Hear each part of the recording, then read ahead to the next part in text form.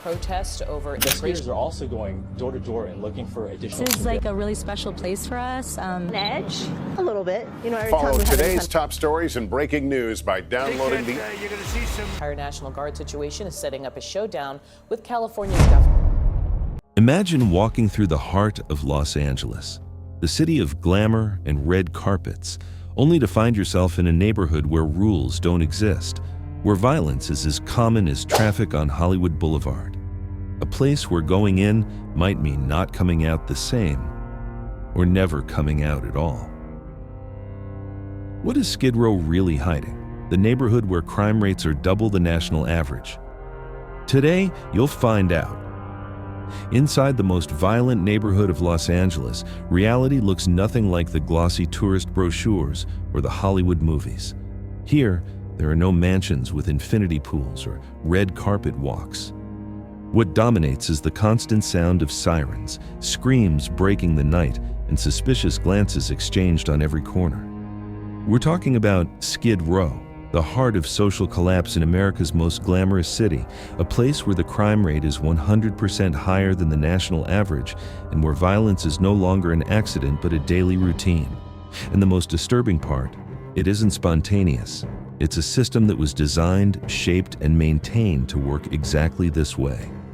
The first thing that strikes you upon entering Skid Row is the density of what happens there.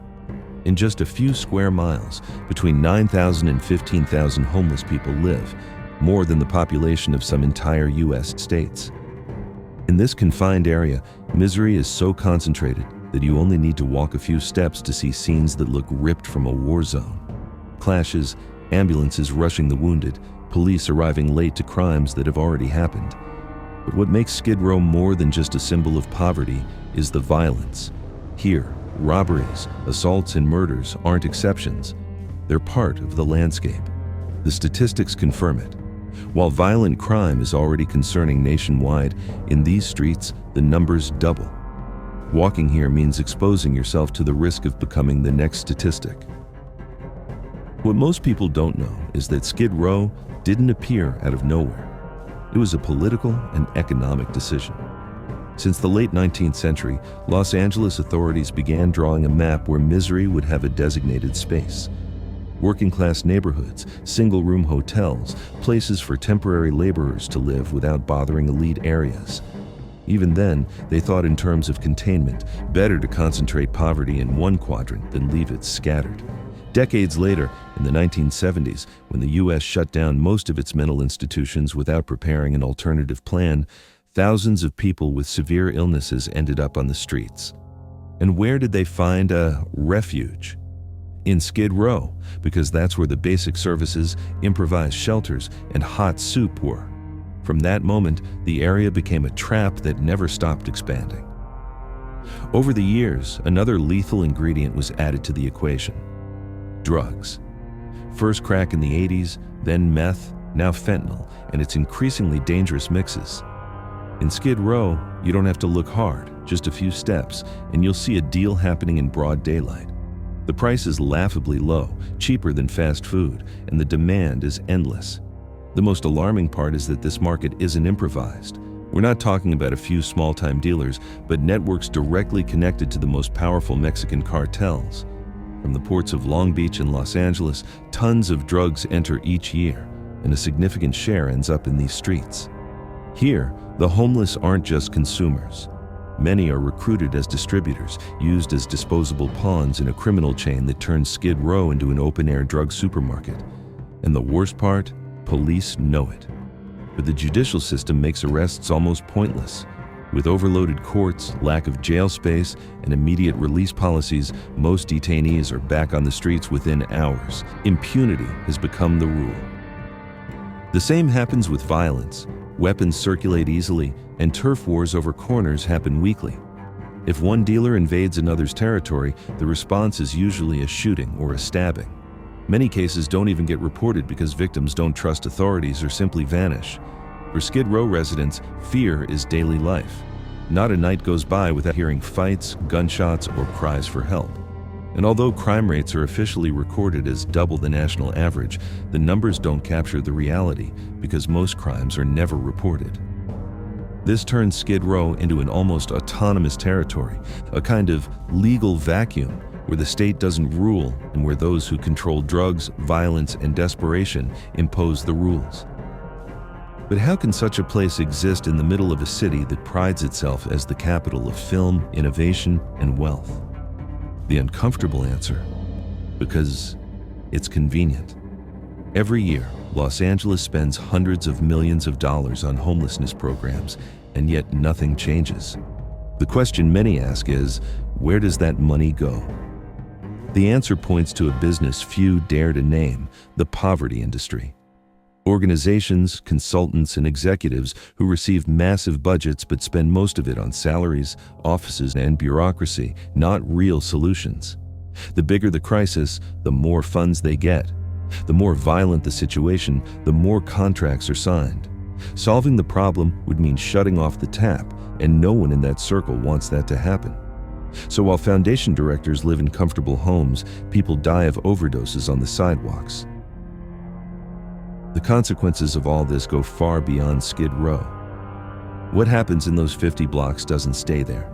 Diseases born in the streets amid trash and lack of services spread throughout Los Angeles.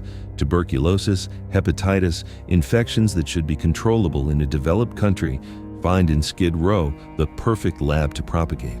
Workers passing through daily, tourists walking downtown, subway employees, anyone can carry them without knowing.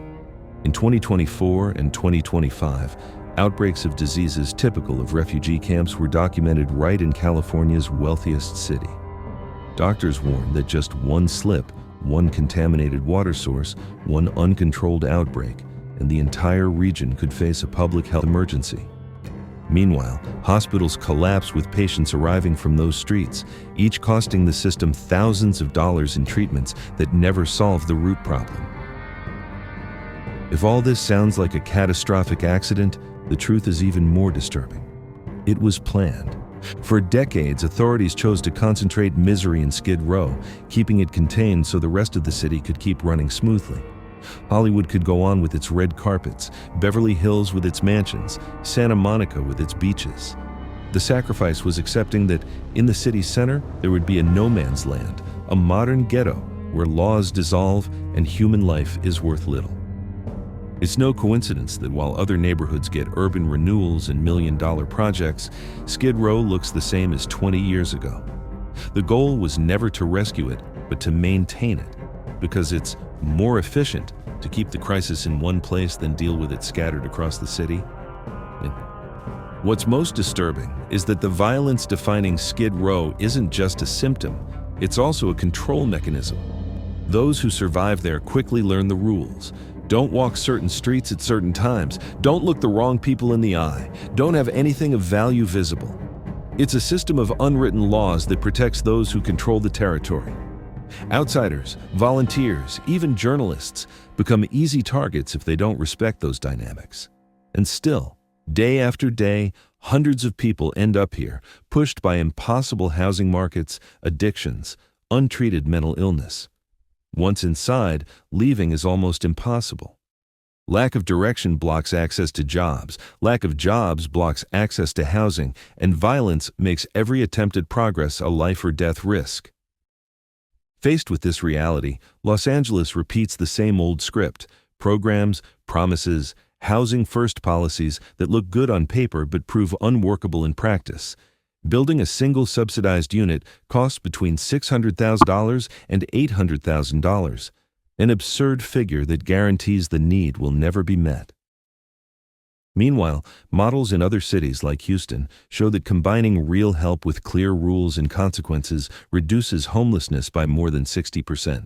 Europe offers similar examples.